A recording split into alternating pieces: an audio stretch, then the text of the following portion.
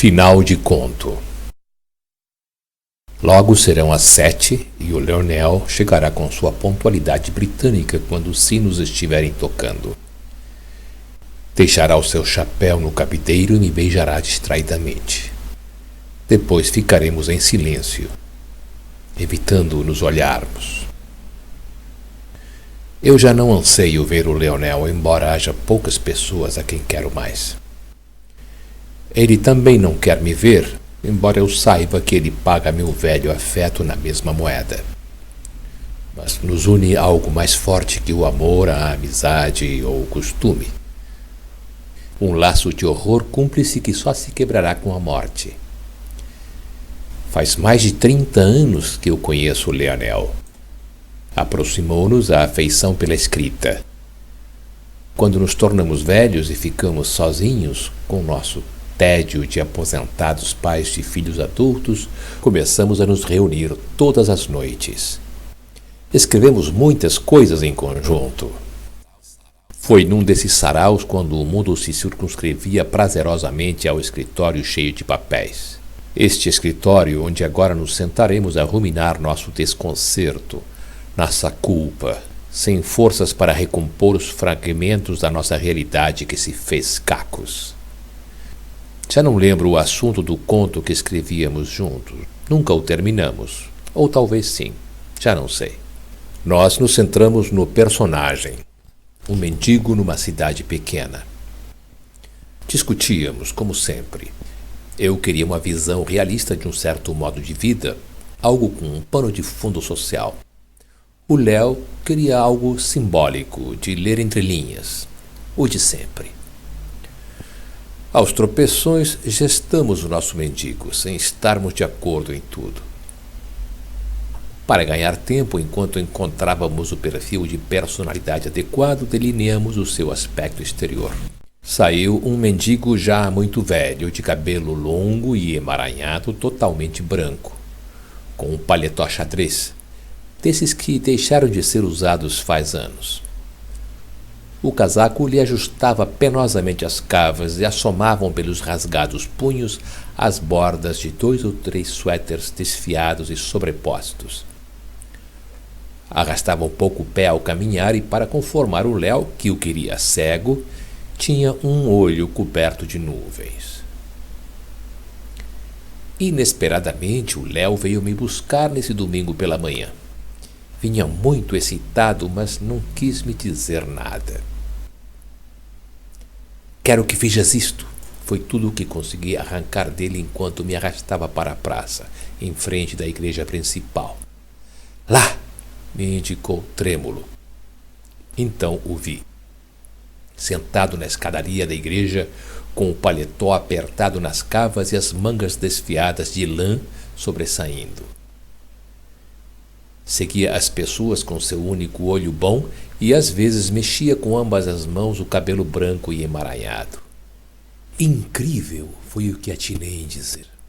Falando como papagaios, um carro quase nos pega, voltamos à minha casa. Era incrível, realmente.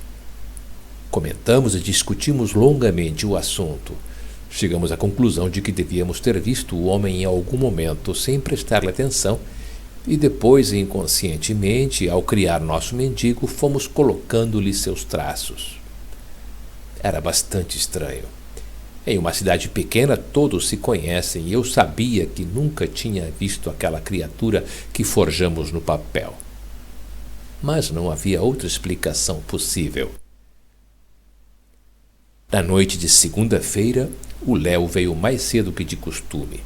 E tão entusiasmado que se esqueceu de praguejar por meus ininterruptos cigarros e de seu teatro habitual de asfixia pela fumaça. Até esqueceu de me contar pela 15ª vez quão penosa foi sua asma infantil e eu de mandá-lo pela 16ª à merda e de lembrar-lhe que, apesar de tudo, sempre levava um isqueiro no bolso para as numerosas vezes que eu perdi o meu. Falamos febrilmente, comentando de novo a estranha coincidência e buscando novos ângulos para o caso. Quem decidiu que mancaria? Perguntei, lembrando que não o tínhamos visto andar. Tu, quem mais? Adoras as manqueiras? O Léo me alfinetou malignamente, aludindo a um velho conto meu que ele detestava e que, na verdade, era muito ruim. Quando escutamos os sinos chamando para a missa, nos olhamos. O Leonel e eu chegamos a pensar em uníssono ao cabo de quase 40 anos. Vamos? Perguntou. Peguei meu casaco e lhe entreguei o dele. Como uma dupla de espiões furtivos, ficamos olhando as pessoas entrarem na missa, em pé, na escuridão da esquina e mortos de frio. Nosso homem estava ali. Quando todos terminaram de entrar, ele se levantou para ir embora. Arrastava um pé ao caminhar. Voltamos em um delírio de excitação. Nessa noite, o Leonel foi embora quase a 1. Eu enchi o quarto de fumaça e ele não deu um pio. Escrevemos um novo trecho na descrição do mendigo. Uma bengala, já que era manco, mas não usava quando o vimos anteriormente.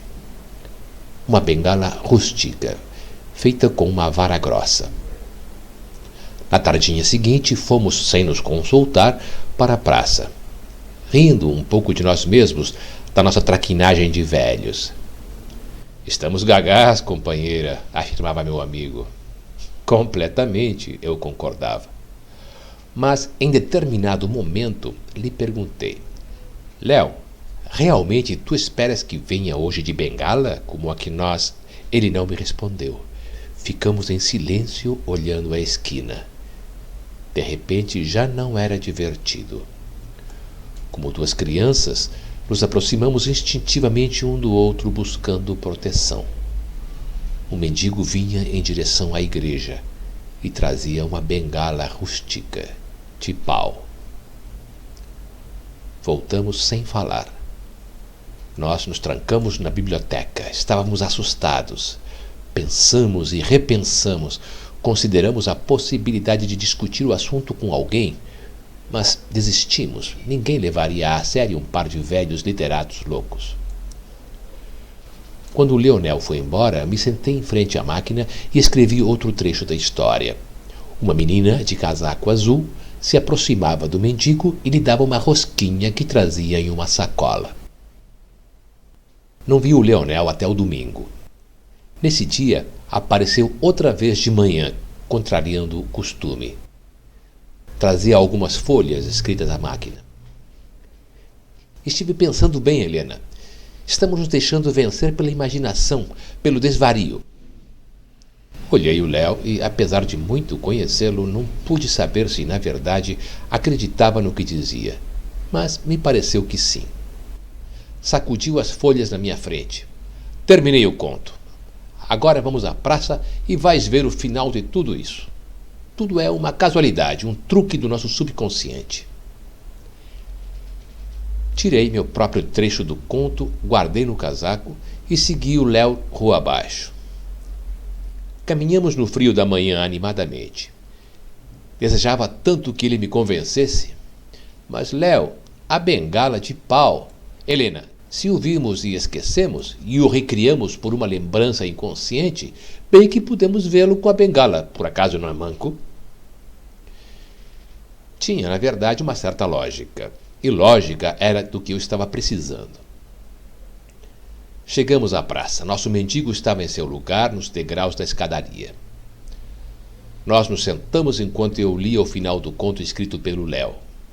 Um táxi atropelava o homem. Descrevia, com um realismo que apreciei, as pessoas aglomerando-se no horror e na curiosidade do momento e se dispersando depois com a indiferença daquilo que não sensibiliza realmente. Descrevia, com um realismo que apreciei, as pessoas aglomerando-se no horror e na curiosidade do momento e se dispersando depois com a indiferença do que não sensibiliza realmente. Devolvi as folhas e ia comentá-las quando fiquei olhando para a calçada. O Léo me dizia: e enfrentado a uma situação limite, algo que não escape totalmente do detalhe visual, vais ver que não ouvi o resto. Uma criança de casaco azul vinha para a praça. trazia uma sacolinha de rosquinhas açucaradas. Levei a mão ao casaco e tirei meu trecho de conto com um tremor convulsivo. A menina olhou o homem e, em um gesto rápido, como se estivesse um pouco envergonhada, lhe deu uma rosquinha. Eu me virei para o Léo como em um pesadelo. Coloquei meu papel em frente a seus olhos. À medida que lia as curtas linhas, o rosto do meu amigo ia ficando cinza. Nós nos olhamos, cheios de silencioso terror. O mendigo terminou sua rosquinha e, levantando-se com dificuldade,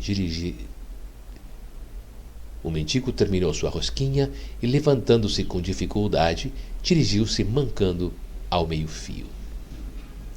Sacudi meu companheiro. O papel, Léo! O meu não, o teu! Temos que destruí-lo! Estava histérica. Queima, Léo! Ele, com o rosto cinza, apalpava torpemente os bolsos à procura do isqueiro. Febrilmente, eu mesma o tirei do seu bolso interior, mas não pude segurar. O Léo pegou. Enquanto acionava desesperadamente o isqueiro que não acendia, escutamos o cantar de freios. Um táxi amarelo fugiu a toda velocidade rua abaixo e um montão de gente se aglomerou repentinamente na esquina, falando em voz alta. Não podíamos ver o que olhavam, mas já sabíamos. Um filete correu espantosamente por entre o bosque de pernas, vermelho. Tinta vermelha de escritores loucos e homicidas. Um século depois, nos levantamos do banco. O Léo me rodeou os ombros com seu braço para me amparar ou se sustentar, ou as duas coisas. Sem me olhar, falou com voz vazia. Tu querias realismo. Eu me detive e segurei sua camisa com minhas duras unhas por debaixo do casaco.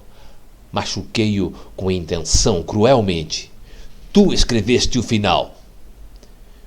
Foram as últimas palavras que trocamos entre nós. Nunca mais tornamos a falar. A campainha da porta. Logo soará o arrastar da porta do saguão.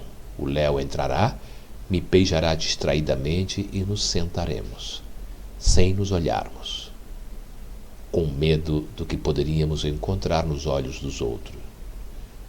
Com medo do que poderíamos encontrar nos olhos do outro.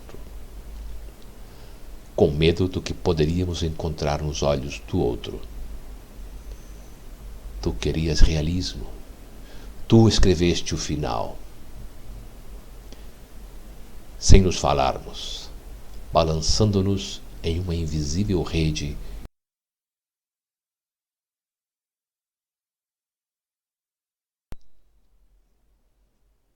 em um eterno sinal de interrogação.